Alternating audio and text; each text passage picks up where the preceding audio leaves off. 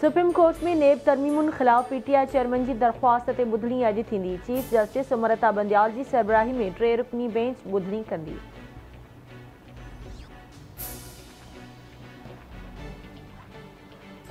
तोशाखाना फ़ैसिले ख़िलाफ़ अपील वापस वठण की दरख़्वास्त अॼु ॿुधणीअ लाइ मुक़रर। पीटीआई चेयरमैन की दरख़्वास्त ते इस्लामाबाद हाई कोर्ट जो चीफ जस्टिस आमिर फारूक ॿुधणी कंदो।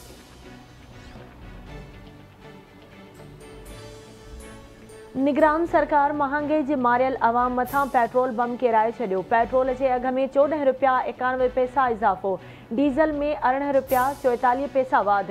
पेट्रोल के फ़ी लीटर की नई क़ीमत 305 रुपया 36 पैसा ऐं डीज़ल के फ़ी लीटर जो नओं अघ 311 रुपया 84 पैसा थी वियो। नाणे वारी वज़ारत पेट्रोलियम शयुनि के अघ में वाध जो नोटिफिकेशन जारी करे छॾियो। मुल्की तारीख़ में पहिरियों भेरो पेट्रोल ऐं डीज़ल जूं क़ीमतूं 300 रुपयनि खां बि वधी वियूं।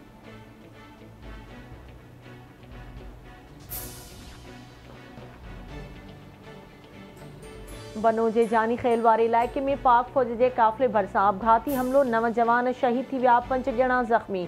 ISPR जो चवण है तो पाक फौज के काफ़िले के वेझो मोटरसाइकिल सवार आपघाती बमबार हमलो कयो।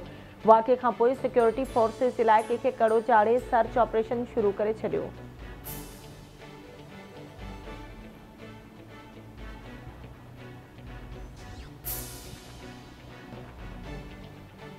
बिजली बिलन के मामले के वधाए चढ़ाए पेश करे पियो वञे। ईंदड़ 48 कलाकनि अंदर बिजली के बिलन ते रिलीफ ॾियण जो ऐलान कंदासीं।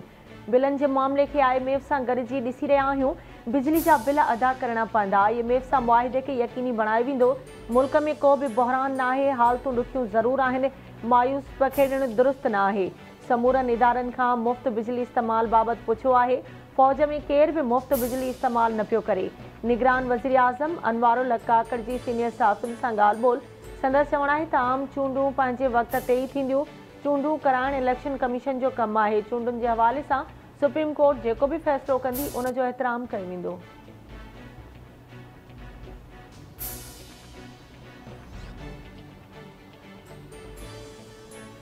छाछरो लॻ ॾाहिली तालके जे ॻोठ मूसा जे डाणे में शादीशुदा नारी जो घर मां फाहो खाधल लाश अथे। नारी जी सुञाणप रेशमा ज़ाल अब्दुर्रहमान तौर थी। 24 कलाकनि खां पोइ लाश अस्पताल मुंतकिल।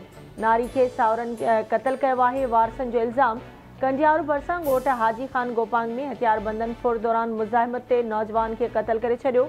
हथियारबंदनि मुज़ाहिमत दौरान राशिद गोपांग के क़त्ल कयो। लाश अस्पताल मुंतकिल।